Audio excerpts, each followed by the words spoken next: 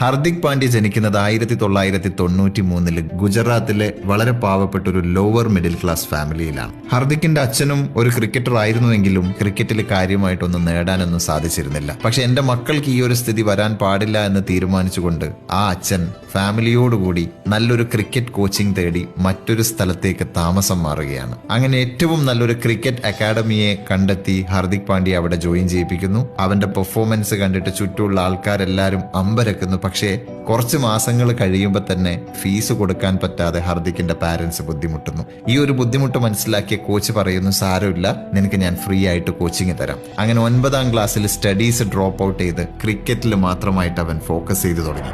6 വർഷം കഠിനമായ പ്രാക്ടീസ്. ഒരിക്കൽ കോച്ച് അവനോട് പറഞ്ഞു, ഇന്ത്യൻ ടീമിൽ കപിൽ ദേവിന് ശേഷം ഫാസ്റ്റ് ബൗളിംഗ് ഓൾറൗണ്ടേഴ്സ് ആരും തന്നെ വന്നിട്ടില്ല എന്ന്. അങ്ങനെ അന്ന് മുതൽ അതുവരെ ലെഗ് സ്പിന്നർ ആയിരുന്ന Hardik Pandya fast bowling practice ചെയ്യുകയാണ്. 2013 ടീനേജ് പ്രായം തീരുന്നതിന് മുമ്പേ ബറോഡ ടീമിൽ ജോയിൻ ചെയ്തു.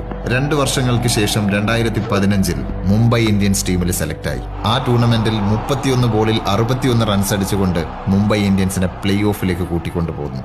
ആ സീസണിൽ മുംബൈ ഇന്ത്യൻസ് കപ്പ് ഉയർത്തുന്നു. ഹർദിക് പാണ്ഡ്യ എന്ന പേര് ഇന്ത്യ മുഴുവൻ അറിയപ്പെടുന്നു. അധികം താമസിയാതെ ഇന്ത്യൻ ടീമിൽ സെലക്ട് ആവുന്നു.